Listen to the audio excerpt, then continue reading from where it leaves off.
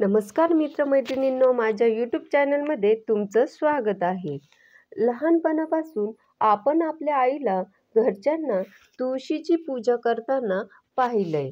असं म्हटलं जातं की ज्या घरात तुळशीची नित्य नियमाने पूजा होते त्या घरातून दुःख, दारिद्र्य आणि रोगराई कायमची निघून जाते. पण तुम्हाला माहिती का, तुळशीच्या पूजनात आपण जर 3 खास गोष्टींचा समावेश केला तर त्या पूजेचं पुण्य आणि लाभ दुपटीने वाढतं. तुमच्या आयुष्यात धन, सौख्य आणि शांतीचा प्रचंड लाभ होईल. तुळशी वृंदावनाच्या आजूबाजूचा परिसर नेहमी स्वच्छ आणि पवित्र ठेवावा. कारण तुळशीमुळे वातावरण स्वच्छ होते. ते वातावरण देवी देवतांनाही आकर्षित करतं. त्यामुळे तुळशीच्या आसपासच्या परिसरात सतत देवी देवतांचा वास असतो असं म्हणतात. त्यामुळे तुळशीच्या भोवती साचलेली धूळ, पालापाचोळा, प्लास्टिकच्या वस्तू, न वापरलेले दिवे, कागद किंवा इतर घाण कधीच ठेवू नये. तो परिसर दररोज पाणी टाकून स्वच्छ ठेवावा. शक्य असेल तर सकाळी अर्ध्या कपात पाणी, एखाद्या फुलाचा हार किंवा गंध लावून तुळशीला वंदन करावं.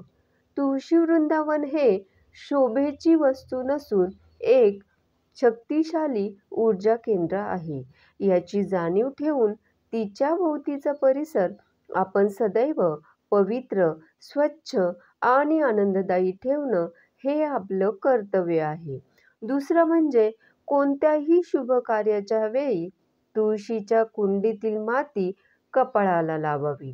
कारण तुळशी जेवढी पवित्र तेवढीच तिची डहाळी, फांद्या, मंजिरी आणि माती देखील तेवढीच पवित्र मानली जाते.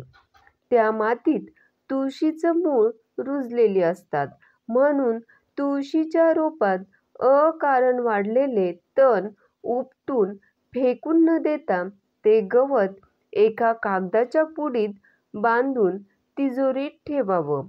कारण त्या अकारण वाढलेल्या गवतालाही लक्ष्मीचा वरदहस्त प्राप्त होतो आणि ते गवत आपल्या मिळकतीबरोबर ठेवल्याने धनवृद्धी होते असं म्हणतात. तिसरं म्हणजे तुळशीजवळ रोज संध्याकाळी दिवा लावावा आणि दिव्याच्या खाली आपण मंगल कलशाखाली ठेवतो तशी धान्याची छोटीशी राशी रचावी आणि त्यावर दिवा ठेवावा आणि वृंदावनाभोवती एखादी लहान रांगोळी काढावी. ते दृश्य पाहून माता लक्ष्मी प्रसन्न होते असं म्हणतात.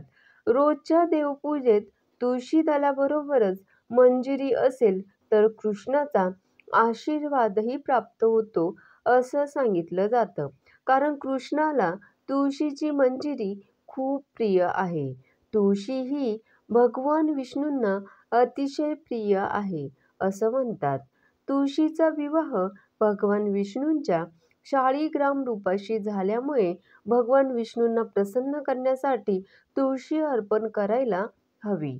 तुळशीचे पावित्र्य एवढे आहे की कितीही पंचपक्वान्नांची थाळी असली तरी देखील तुळशी दलाशिवाय तो नैवेद्य पूर्ण समजला जात नाही. तुळशीच्या छोट्याशा पानाने नैवेद्याला पूर्णत्व येतं आणि त्या भोजनात प्रसादत्व उतरतं. तीर्थात सुद्धा तुळशीचं पान घालून मगच ते तीर्थ प्राशन केलं जातं. रोज सकाळी तुळशीची 2 पानं चावून खाल्ली तर सर्व प्रकारच्या रोगांना कायमच दूर ठेवता येतं, असा तुळशीचा महिमा आहे. हे नियम जर आपण पाळले तर आपल्याला तुळशी मातेचा, लक्ष्मी मातेचा आणि भगवान विष्णूंचा